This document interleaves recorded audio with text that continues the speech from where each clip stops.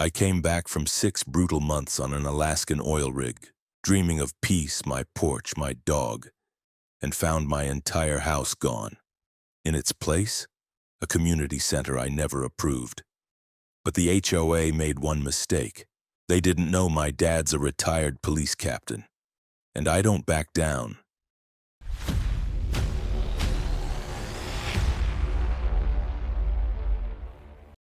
I'd been counting down the days for weeks, scratching them off in a grease-stained notebook I kept tucked in my bunk aboard the Sakhalin Spirit, an offshore rig stationed off the Alaskan coast. 6 months of cold wind, diesel fumes, and the constant thrum of machinery makes a man crave stillness. Silence. A hot shower where the water pressure doesn't feel like someone spitting on your back. But most of all, I craved home. Fort Pines, Washington. My little plot on the edge of town, tucked just beyond the reach of suburban sprawl.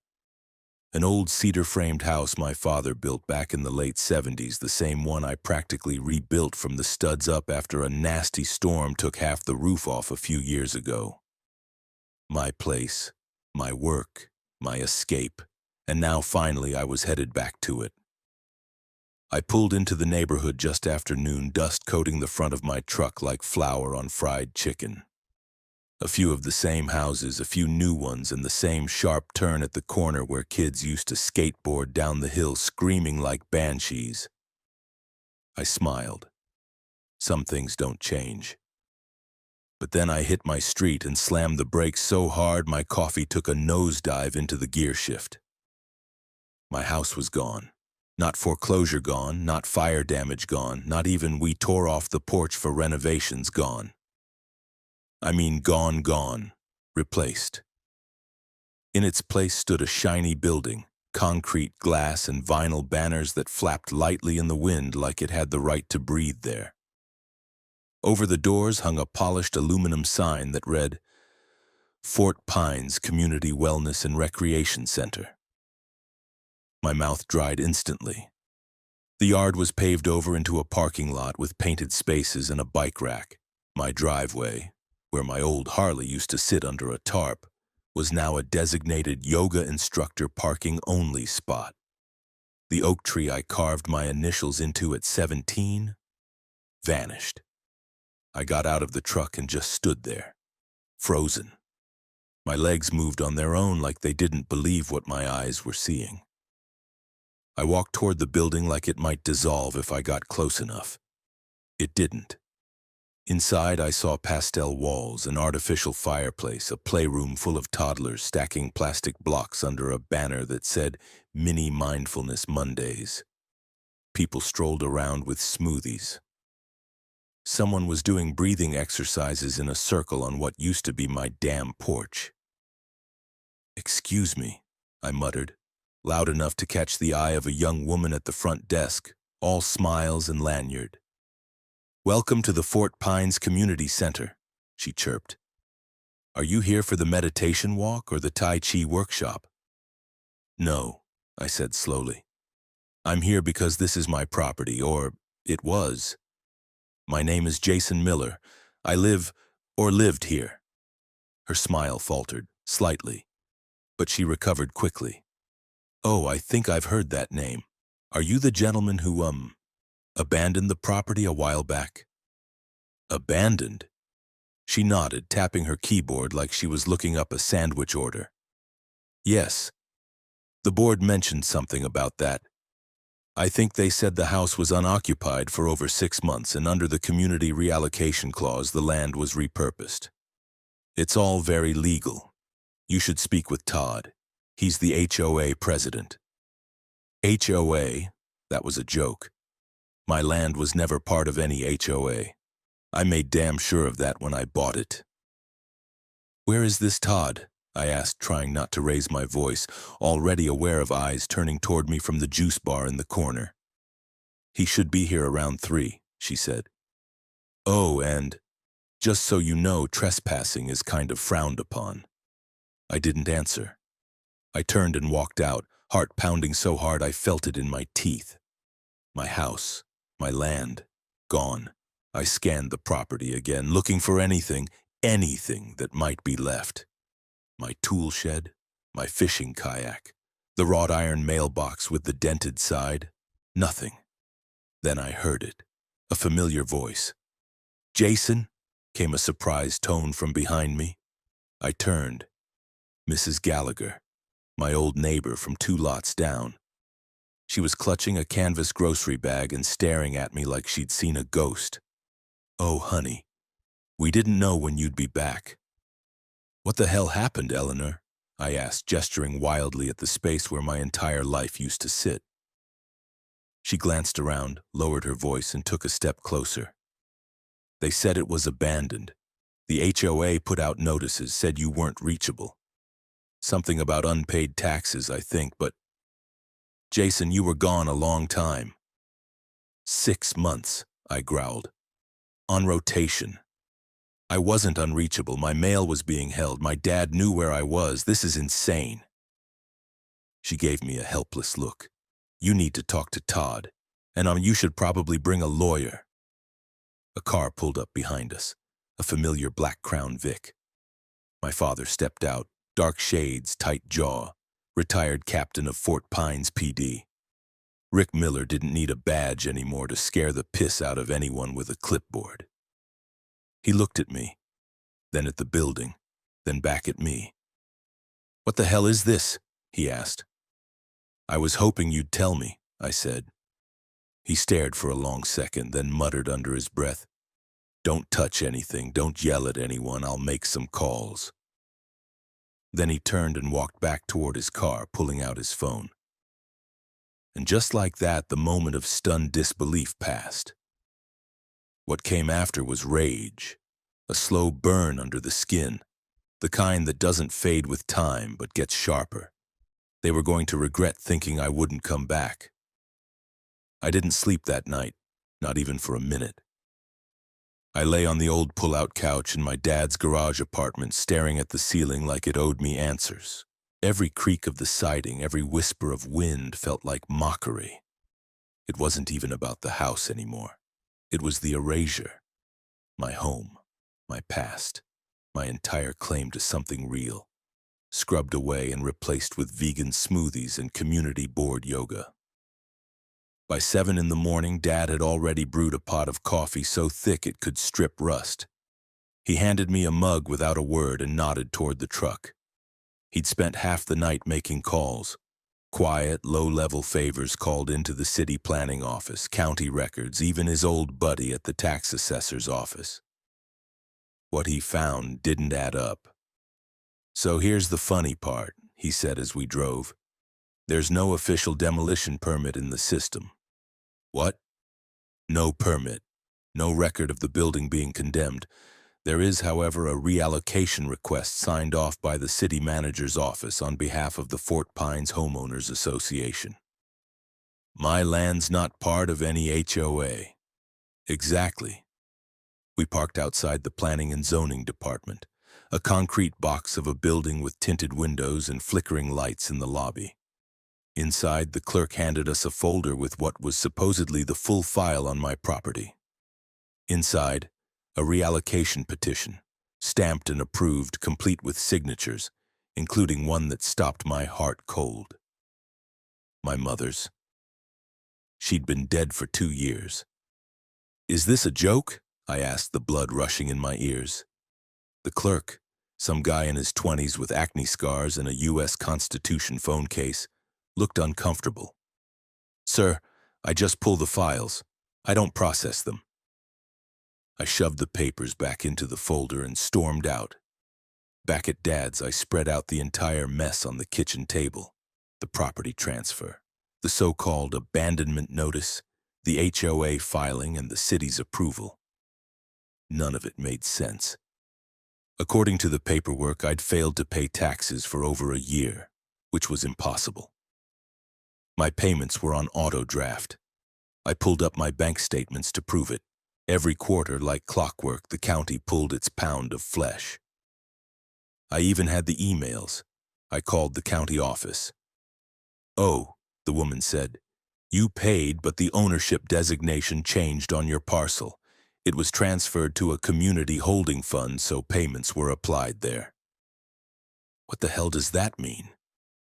It means someone claimed the property for community use and filed an exemption. We assumed it was a municipal program. I hung up before I broke something. A few minutes later, I got a text from an unknown number. We understand this transition has been jarring. The Fort Pines HOA welcomes you to discuss possible resolution. Please join us at today's board meeting at 3 p.m. T. Wilkerson. I stared at it like it was a bad joke. Then I looked at Dad. He was already grabbing his keys. Let's go see what the bastard has to say. We showed up early. The HOA meeting was being held in one of the side rooms of the community center, the building that used to be my goddamn living room. The parking lot was full. Inside, a dozen folding chairs had been set in a circle, like some kind of cult therapy session. People filtered in. Retirees in golf polos, yoga moms, a guy in a Bluetooth headset who looked like he sold insurance to ferrets. Then in walked the man himself. Todd Wilkerson, late 40s, khakis that screamed mid-tier leadership, and a beard that couldn't decide whether it wanted to be ironic or respectable. He carried a leather folio under his arm like it made him someone. Jason Miller, he said, smiling like a TV pastor. Glad you could make it. You stole my house. I understand you're upset, he said, calm as a corpse. But this was a community decision. The property appeared abandoned for well over 6 months, and with no active resident, the HOA voted to designate it for communal benefit. We followed our charter to the letter. You didn't follow anything. I'm not in your HOA. I never was. That's where it gets a little complicated, Todd said, opening his folder. You see, our revised charter, amended in June of last year, includes a proximity clause. Any unincorporated property within 100 feet of HOA lines becomes eligible for automatic inclusion if left unattended. That's not a law, I snapped. It's a policy, he corrected. Filed and ratified, with municipal cooperation. Dad leaned forward, arms crossed. You do realize filing a policy with the city doesn't make it enforceable, especially if it conflicts with county land use laws. Todd gave him a look that said, I didn't think you'd bring backup. I understand your concern. That's why we'd like to offer a resolution. A resolution? I asked. An incentive, he said.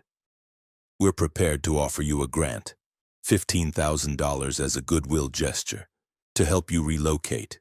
You can sign a retroactive release form acknowledging the transfer, and in return, we'll ensure the community center is named in your family's honor. He smiled again. I wanted to break his jaw. You tore down my home, replaced it with a daycare smoothie bar, and now you want to slap my name on it like a corpse plaque. He stiffened. I think emotions are running a little high.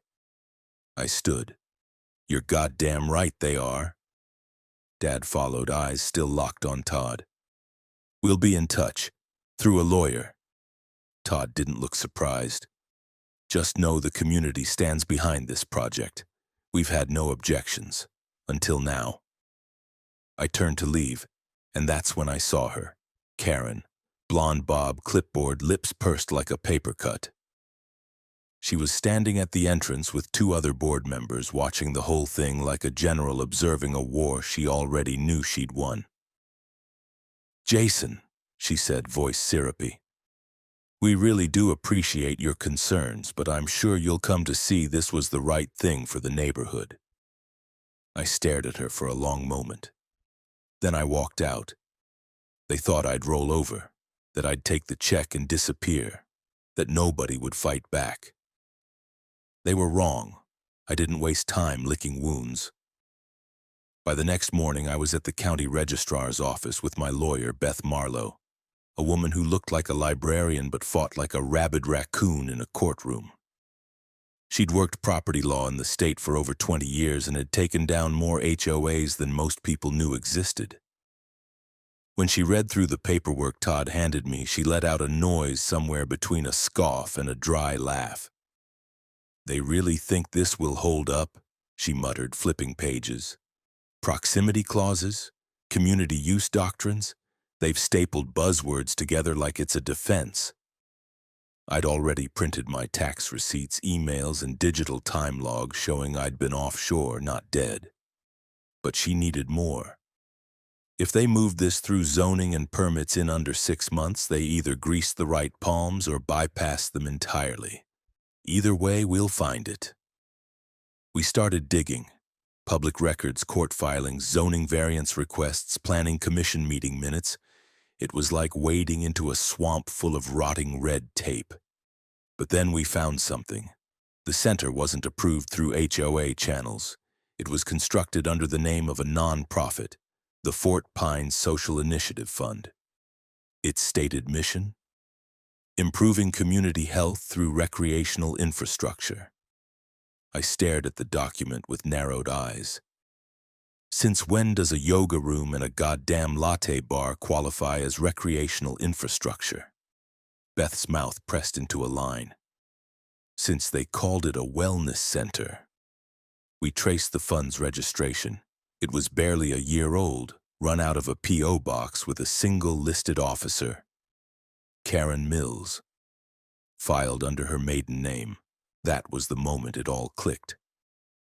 Karen hadn't just used the HOA, she'd created a shell nonprofit to launder the takeover.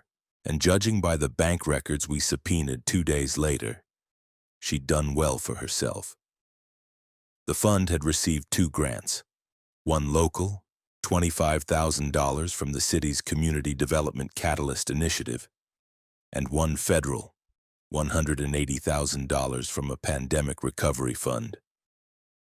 Both approved under the assumption that the project was built on public or donated land, which it wasn't. It was mine. How the hell does a person just take a house and turn it into a smoothie-funded monument to their own ego? I said, pacing Beth's office. She rubbed her temples. Because they assumed you weren't coming back. And now that you have, they're going to make it personal. They already had. That night I returned to Dad's place to find someone had shoved a flyer in the mailbox. Bold letters, grainy print. Warning, returned veteran creates security concerns in quiet neighborhood. Jason Miller, who abandoned property 6 months ago, now threatening local residents and staff. Police were notified. I stared at it, speechless. "What the hell is this?" Dad asked, grabbing the paper. He read it, scoffed, then picked up his phone and started snapping pictures. The next day, things escalated. An anonymous tip was sent to the police, claimed I had threatened to burn down the community center. Claimed I was unstable, that I'd been heard saying he would make people pay. That I was carrying a concealed weapon around children. A cruiser showed up at Dad's house. I stood on the porch, arms out, as the officer, young kid looked barely old enough to shave, asked me to step down and answer a few questions. "Sir, we received a report of a potential threat to public safety." "Did you?" I said. "You mind telling me who called it in?" "I'm not at liberty to say." Dad came out behind me and narrowed his eyes. "You know who I am, right?" The kid blinked. "Yes, sir. Captain Miller, I do. This is just protocol." "Then you also know my son's never been arrested, never had a history of violence, and sure as hell isn't the type to torch a building full of toddlers." The officer gave a stiff nod and eventually left, but the message was clear. They were playing dirty, smearing me in the court of public opinion. So I fought back. I called a favor with a buddy from the rig, a guy who moonlit as a freelance journalist. Together we put together a video. Me standing on the edge of the rec center parking lot, holding the signed grant paperwork, showing screenshots of my tax payments, reading aloud from the HOA's fake proximity clause, and finally listing the name Karen Mills as both president of the HOA and founder of the nonprofit. It ended with one question. If this is legal, why do they need to lie about it? We uploaded it. Facebook, YouTube, Reddit. It caught fire fast. People shared it with hashtags like Stolen Home and Karen Gate. I woke up the next morning to over 100,000 views and 2 voicemails, one from a local radio station, the other from a reporter at a Seattle news affiliate. The story had legs, and I wasn't done walking. The day after the video went viral, Karen called a press conference. Conference. They set it up on the front lawn of the community center, my old front lawn, complete with folding chairs, banners that said, "Wellness is for everyone," and a podium with the Fort Pines HOA logo slapped across the front like they were some kind of government agency instead of a suburban cult. I watched from across the street, leaning on the hood of Dad's truck, arms crossed. Half the neighborhood showed up, some for curiosity, some for the free bottled water, a few just to see if someone was going to throw a punch. Karen stepped up to the mic in a lilac pantsuit and the smug grin of someone who thinks a latte bar counts as infrastructure. Todd stood behind her, trying to look official and mostly failing. She started slow, thanking the community for their support, talking about health initiatives and sprinkling in enough buzzwords to choke a grant committee. Then she pivoted to me. "We understand that one individual, Mr. Jason Miller, has taken issue with the progress made here," she said, tone syrupy and condescending. "And while we sympathize with his emotional response, we must also protect our residents from misinformation and hostility." Hostility? She held up a flyer. My flyer, the one from the video.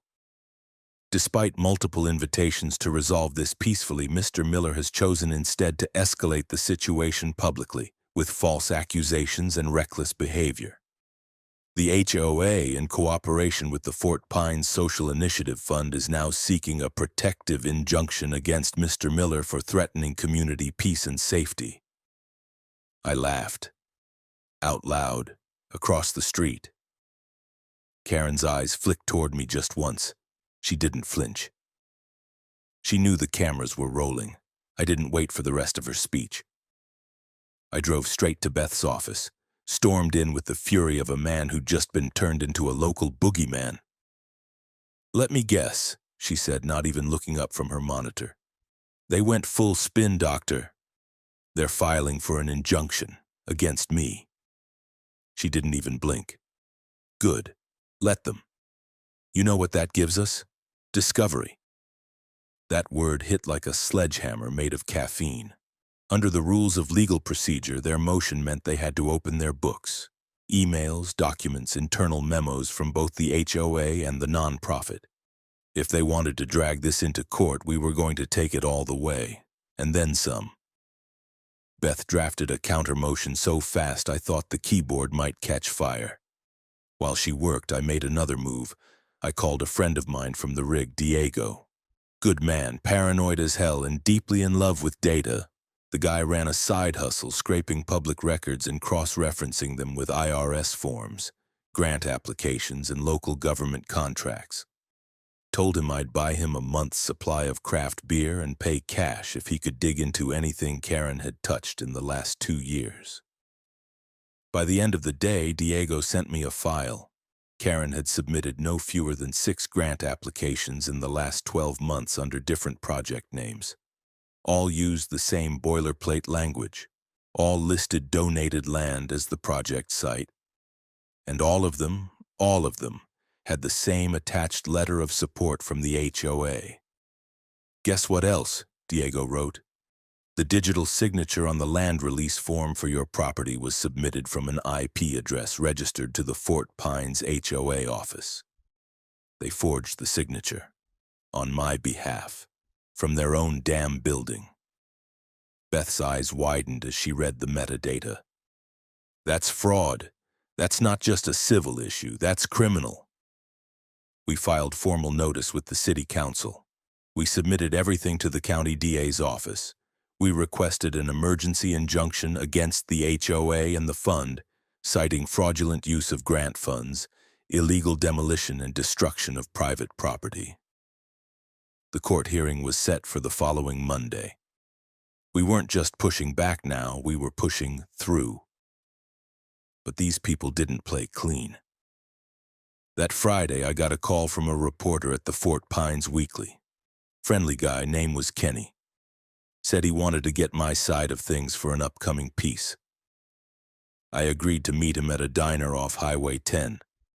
He never showed. Instead, when I got back to Dad's, there were two men standing at the gate in suits and sunglasses, not feds, private security.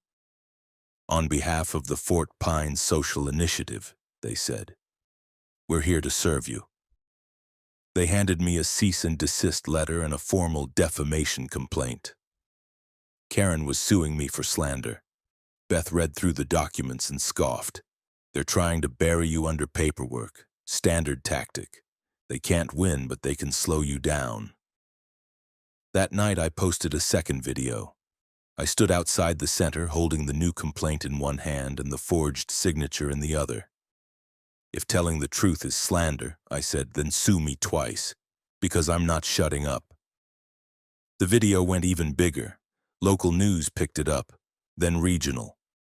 Then a producer from some national legal commentary show reached out asking for an interview.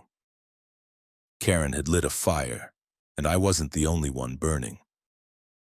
By Sunday night, I had two more neighbors message me anonymously. One of them sent me a recording from a private HOA meeting. Karen's voice, unmistakable. "Once the building's up, it's irreversible. No one's going to bulldoze a daycare just because some oil guy throws a tantrum." Beth nearly spilled her coffee when she heard it. We'd just been handed our match strike. Monday couldn't come fast enough. Monday morning hit like a war drum. The courthouse in Fort Pines was a squat, aging building with beige walls and air conditioning that groaned like a dying walrus. I arrived early wearing the only decent blazer I owned and the same steel resolve I'd been sharpening since I saw my house replaced by a goddamn kale dispensary. Beth was already there, crisp in a navy suit, hair tied back, glasses gleaming like they were part of the offense. She didn't speak much before hearings, said her words needed to hit like bullets, not birdshot. The courtroom wasn't packed, but I spotted a few familiar faces from the neighborhood. Karen sat at the other table, flanked by two attorneys who looked like they'd graduated from a catalog more than a law school. Todd wasn't present. Probably smart. His poker face couldn't bluff a toddler. The judge was one of those older types with the permanent expression of a man watching his favorite steak get overcooked. He opened the session by laying out both motions. Ours to suspend all operations and funding for the community center pending investigation of fraud. Theirs to shut me up with injunctions and paint me as a dangerous lunatic. Classic. Beth started laying out a clean surgical timeline of events. My legal ownership, the forged reallocation forms, the suspicious grant applications, the sudden overnight construction. Then she dropped the bomb. We have clear metadata showing that the digital signature used to release Mr. Miller's property was submitted from a device registered inside the Fort Pines HOA office. She said it casually, but it landed like a gut punch. Karen's face went stiff, and one of her lawyers cleared his throat so hard it sounded like he was trying to swallow his own guilt. The judge raised an eyebrow. "You're alleging that the signature was falsified?" Beth nodded. "We are asserting, Your Honor, that the HOA not only misrepresented Mr. Miller's property status, but actively manipulated records and documentation to justify an illegal transfer, all while pursuing financial gain through fraudulent grants."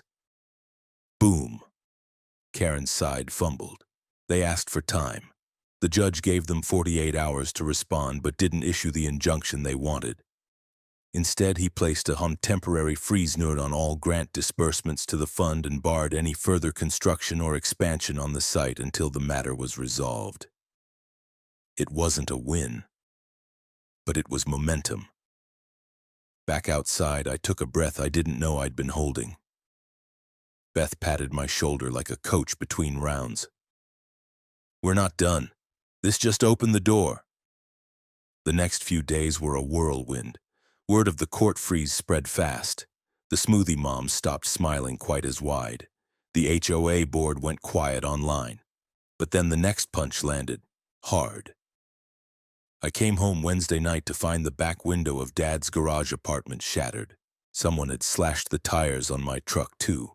Clean, professional, straight through the sidewalls. Nothing stolen, no message, just a warning. Dad called the station. The officer who responded was polite but hesitant. No cameras, no witnesses. "We'll file a report, but unless something else happens, there's not much we can do." I knew what this was. The gloves were off. The next morning, I found a certified letter in the mailbox. An official response from Karen's legal team. In it, they denied all allegations of fraud and claimed that I had willfully abandoned the property. They included a packet of affidavits from HOA members claiming I was gone for over a year, that the property was deteriorating, and this part nearly made me choke on my coffee, that they had tried to contact me multiple times to no avail. They even attached what they claimed were copies of letters sent to my last known address, complete with signature confirmations.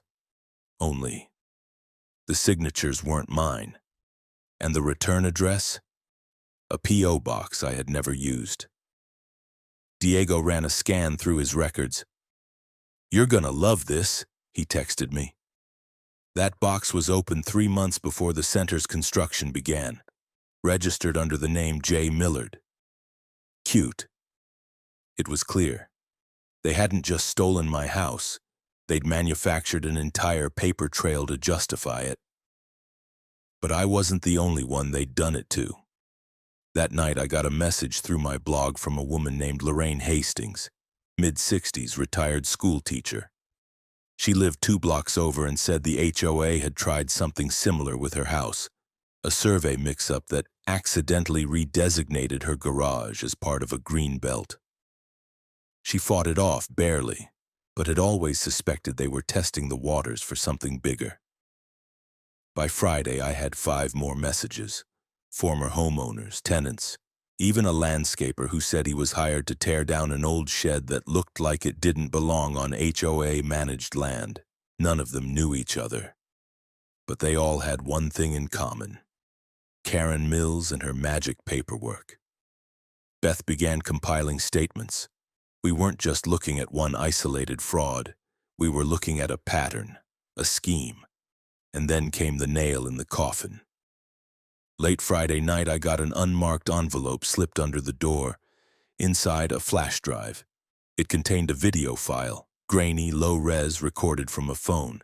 In it, a group of people sat around a conference table. Karen was at the head. Todd was there too, as were 2 others I vaguely recognized from community meetings. The audio kicked in halfway through, right as Karen said, "I don't care whose name is on the damn deed. If it's empty, it's ours. If he comes back, we'll bury him in paperwork until he gives up. Just get it built before anyone asks questions." I sat in silence for a long time. Then I forwarded the video to Beth. She called within 30 seconds. "We just crossed the line from civil to criminal. They're going down." The courtroom was hotter than usual. Or maybe it was just me. My shirt clung to my back like I'd run a marathon. I wasn't nervous, not exactly. I was ready. There's a difference. Nervous is what you feel when you don't know what's coming. I knew exactly what was coming, and I couldn't wait to watch Karen's smug little empire collapse. Beth had spent the entire weekend preparing, combing through every affidavit, financial record, internal email, and legal document tied to the Fort Pines Social Initiative Fund. She had a war binder now, 3 inches thick, color-coded, tabbed, and brimming with receipts sharp enough to bleed. Karen, of course, showed up with flair. matching mint green blazer and heels like this was a fundraiser brunch and not the beginning of her public disembowelment. Todd trailed behind her like a kicked dog. I almost felt bad for him. Almost. The judge wasted no time. This hearing is to determine the validity of Mr. Miller's claim regarding the illegal reallocation and demolition of his property, and to consider potential civil and criminal implications based on submitted evidence. Beth opened strong, playing the recording first. That grainy, shaky clip of Karen dropping the mask and laying out the scheme like it was a damn business plan sucked every bit of air out of the courtroom. Her voice, clear as day, saying she didn't care about whose name was on the deed. That she'd bury me in paperwork until I gave up. That all she needed was to finish construction before anyone asked questions. The judge's eyebrows didn't move, but his jaw did. A little twitch, a tell. Karen's lawyers objected, citing context, privacy, and unauthorized surveillance. Beth countered with the whistleblower clause and the public interest doctrine. The judge allowed it. Score 1 for us. Next came the financials. Beth walked the court through each grant Karen had secured, 6 total spanning local and federal programs. She showed how the applications listed my property as donated, included fraudulent letters of support, and claimed community consensus that didn't exist. Every lie Karen thought she'd buried was now spread out under courtroom lights like a murder scene. Then came the fake mail, the forged signatures, the IP address that tied the digital transfer to a device located in the HOA office, the P.O. box fraud. Beth ended with witness testimony. Lorraine Hastings was first, calm, articulate, damning. Then came 2 others who'd been hit by HOA overreach, then the landscaper, and finally my dad. He stood, straight-backed and stone-faced, wearing his old dress blues for effect. When he spoke, he didn't yell. He didn't accuse. He just described the kind of man I was. How I'd rebuilt that house with my own hands and how he'd watched his son come home to find it bulldozed under bureaucratic ego and fraud. By the time he stepped down, the silence in the courtroom was heavy. Karen's side scrambled. Her attorneys tried every dodge in the book. They claimed procedural confusion, clerical errors, well-meaning intentions.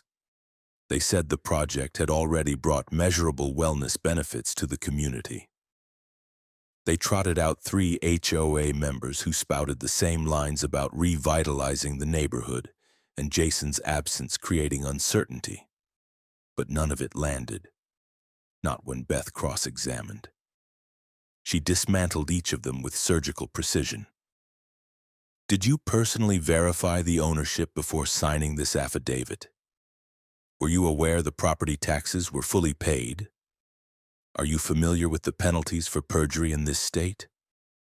By the time she was done, even Todd looked like he wanted to crawl into a recycling bin and disappear. Then the judge spoke. I find that the Fort Pines HOA and its affiliated organization, the Fort Pines Social Initiative Fund, acted beyond their legal authority with willful misrepresentation and in violation of both municipal code and state law. He wasn't finished. The court orders the immediate cessation of operations at the Fort Pines Community Wellness and Recreation Center. The structure will be subject to demolition and removal at the expense of the responsible parties. Grant funds must be returned. Criminal investigations are hereby recommended and referred to the district attorney's office. Karen went white. Todd slumped like someone had unplugged him. But I couldn't smile. Not yet. The judge looked at me next. Mr. Miller, you are entitled to compensatory damages, which this court will determine at a later hearing. You may also pursue civil litigation for further restitution. I nodded. I didn't say thank you. Not yet. Outside the courthouse, reporters swarmed. Microphones in my face, flashbulbs, questions. How does it feel to win? Are you going to rebuild? Do you forgive the HOA? I didn't answer any of them. Instead, I walked across the street to the park bench where I'd first sat that day I came home. I lit a cigarette I'd quit 2 years ago, and I stared at the building that had stolen my life. People were exiting it now. Parents with kids, workers with clipboards, yoga mats slung over shoulders. One of the instructors locked the door, confused, probably just following orders. Karen stepped out last. She looked around like she couldn't believe it was real. Her little empire closed by court order. Her name now tied to fraud, theft, and the kind of public disgrace you can't wash off. She saw me sitting there. We locked eyes. She didn't say a word. Neither did I. 3 months later, the community center was rubble. It didn't go quietly. There were protests, letters to the editor, an online petition with a title like "Save the Soul of Fort Pines" that got maybe 3 dozen signatures, half of them probably Karen's sock puppet accounts. But the wrecking crew showed up on a foggy Monday morning, backed by court order and a sheriff's escort. Within 48 hours, every inch of polished concrete, pastel paint, and artisan tile was reduced to dust and rebar. Watching it go down didn't bring me the satisfaction I thought it would. No fireworks, no slow clap, just a lot of noise, a few rats scurrying out from the walls, and the sour smell of artificial wellness burning under a backhoe's blade. What did feel good, though, was this. Sitting on the new porch I built, cold beer in hand, dog at my feet, the sun setting just behind the cedar tree I planted where the old one had stood. That porch, that whole house, it rose from the foundation with my hands, and with help.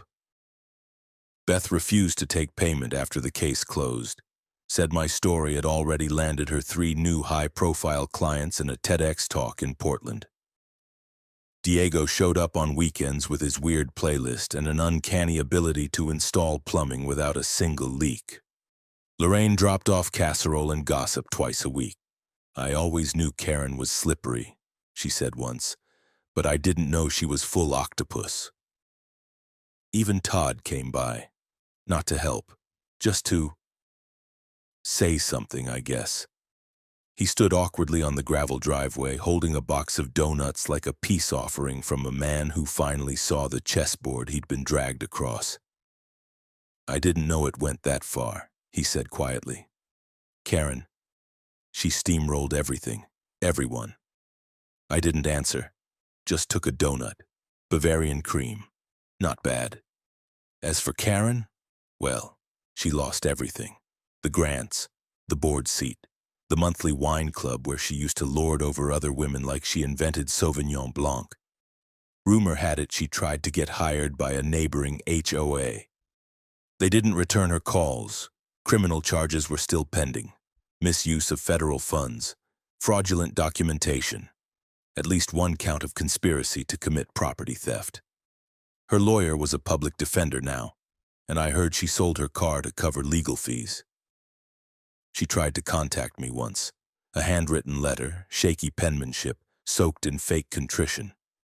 Said she never meant to cause harm, that she was just trying to build something beautiful, that she hoped I could one day understand. I used it to start the fire pit. Now, life's good.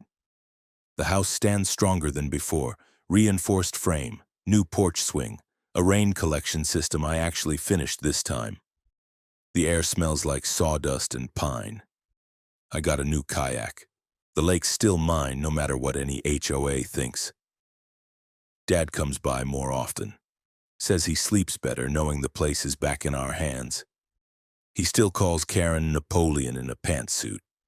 And sometimes when I'm out walking the edge of the lot, I spot people from the neighborhood standing near the fence. Not close, just watching. Some wave, some don't. That's fine. I'm not here for their approval. The land is mine, the scars are mine, the second chance, also mine. And you know what? I built the porch twice. Damn right I'll enjoy sitting on it.